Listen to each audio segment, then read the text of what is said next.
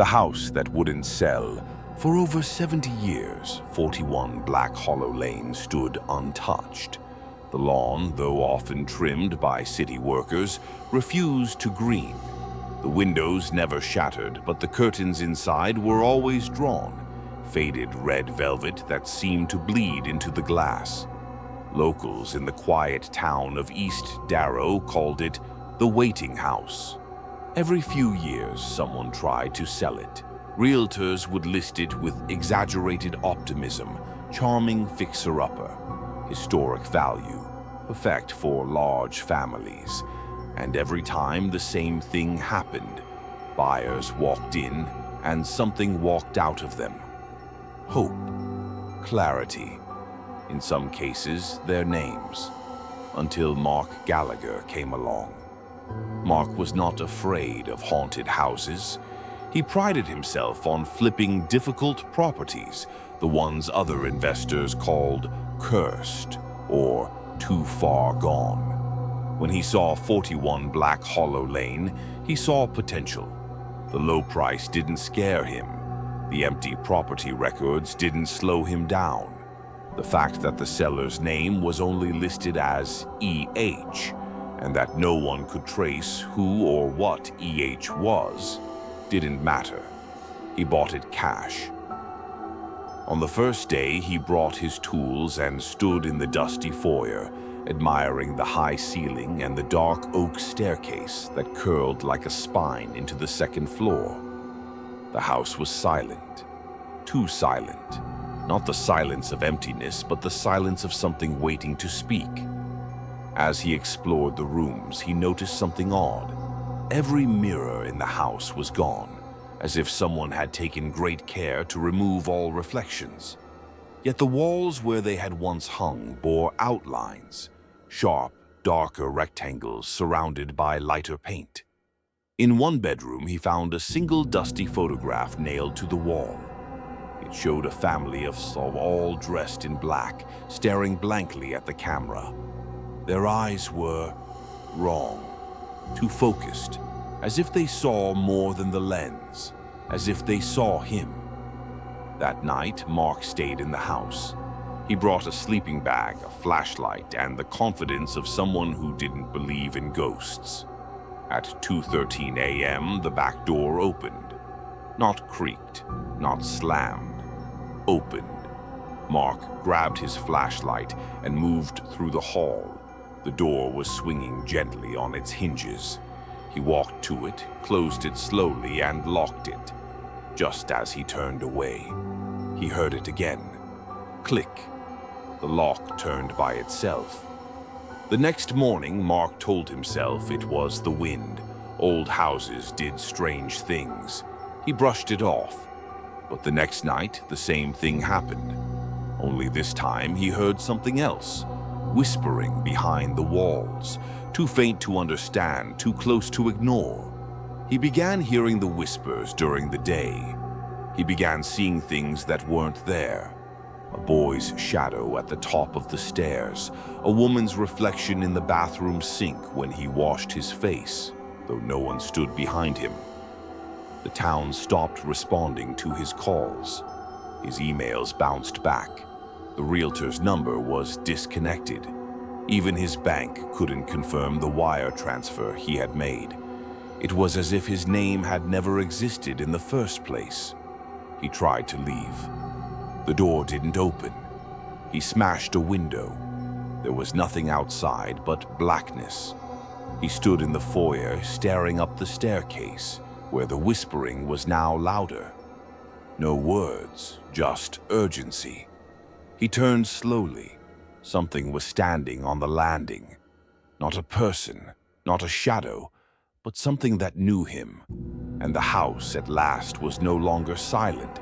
Mark stood frozen at the bottom of the staircase, staring up. The figure on the landing did not move, but its presence filled the entire house like thick smoke. Heavy, pressing, almost physical. There were no features to its form, just a tall silhouette with shoulders too wide for its chins and a neck that tilted at an unnatural angle. He blinked. It was gone, but the air still felt wrong, like someone was holding their breath and waiting for him to do the same. He turned back toward the living room, hands trembling. The light switch wouldn't work. He grabbed his flashlight, but the beam flickered wildly, casting shapes that moved in ways shadows shouldn't. The photo he had found the day before was no longer nailed to the wall. In its place, a mirror now hung, cracked, filthy, but unmistakably new. He hadn't brought a mirror. He approached it slowly. The reflection showed the room behind him, except there was someone sitting on the couch. He spun around. The couch was empty. He looked back at the mirror.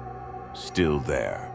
A man, thin and pale, wearing clothes that looked decades old. His head was bowed. Then, in one sudden twitch, the man turned his face toward the mirror and locked eyes with Mark. Mark staggered back, heart pounding. He knocked over a lamp. Glass shattered. The sound echoed too long. Then came the voice. It wasn't loud. It wasn't angry. It was calm. "You're inside now." Mark didn't know where the voice came from. It seemed to bleed from the walls themselves. He ran to the front door. It didn't budge. He kicked it, slammed it. Nothing. And then his phone rang. It was a number he didn't recognize. Hesitant, he answered. A child's voice whispered, "You shouldn't have come alone." Click. The line went dead, his breath caught in his throat. He backed away from the door and into the hallway, but the hallway was longer than it had been. Much longer. The floor stretched ahead of him like a tunnel, the wallpaper on either side writhing, as though something behind it was trying to push through. He turned and bolted toward the kitchen. Cabinets flew open as he passed. Knives clattered to the floor. One scraped across his leg, leaving a deep red line that stung like fire. There, in the center of the kitchen table, lay the photograph again. The family of 5. But this time, there were 6 people in the frame, and the 6th was him, standing at the very edge of the photo, eyes black, mouth sewn shut with thin red thread. His vision swam. He staggered back, slipping on blood from his own leg.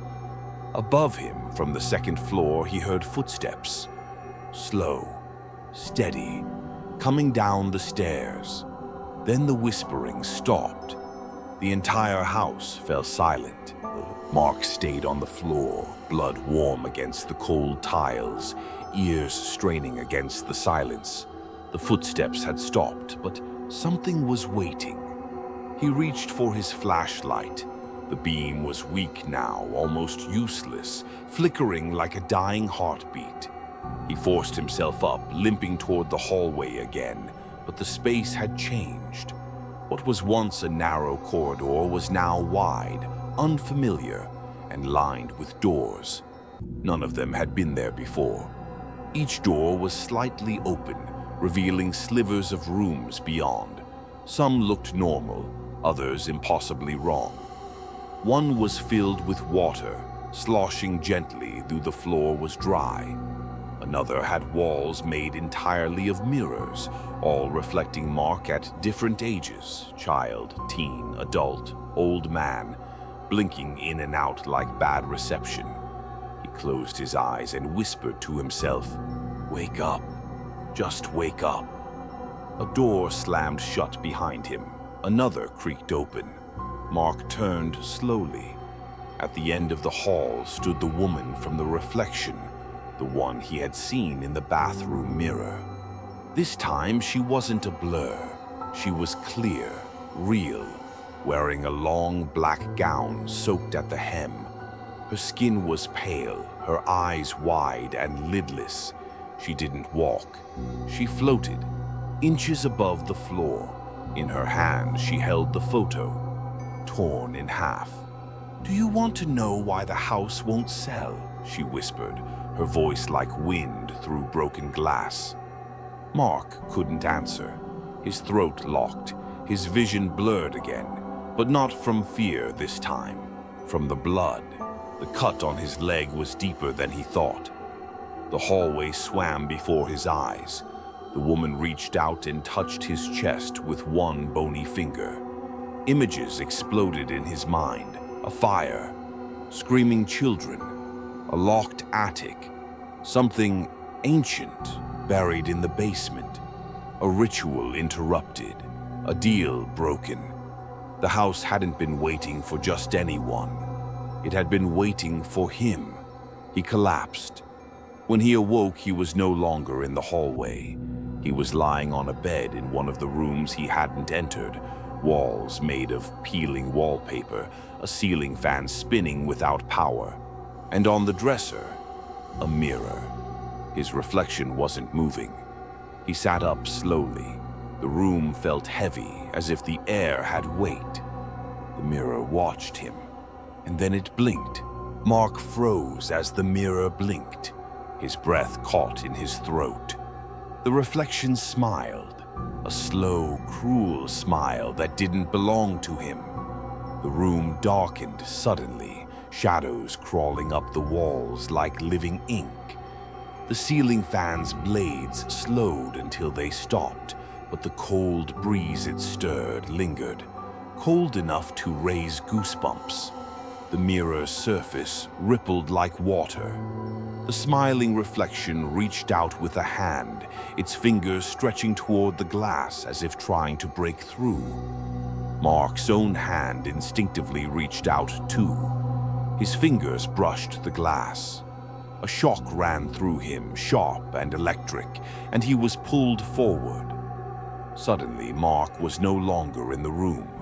He was standing in a dimly lit hallway, but this wasn't any hallway he had seen before.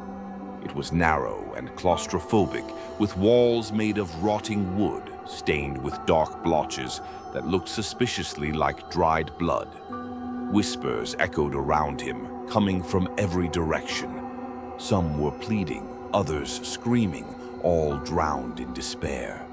As Mark tried to move, the floor beneath him gave way, and he fell faster and faster until he landed hard on cold stone. He looked up. He was in a cellar, the infamous basement of 41 Black Hollow Lane. The air was thick with dust and the smell of decay. Against one wall stood a large wooden chest covered in strange symbols carved into its surface. The whispers grew louder, more urgent. Mark crawled to the chest and, with trembling hands, opened the heavy lid. Inside was a pile of old, crumpled letters and a small sealed bottle filled with a dark, viscous liquid. He picked up one letter and read, "To whoever finds this, beware the bargain made in this house. The price was blood and the debt is never paid." A cold hand grabbed his shoulder. He spun around. The room was empty, but the whispers were now a single voice, clear and chilling. "You belong to the house now." Mark's heart hammered in his chest as he stared at the empty space behind him, the cold hand long gone. The bottle in his hand felt heavier, as if filled with the weight of 1,000 secrets. He uncorked it cautiously. A thick black smoke curled out, swirling in the dim light like living shadows. The whispers turned into murmurs, weaving into a sinister chant that filled the cellar.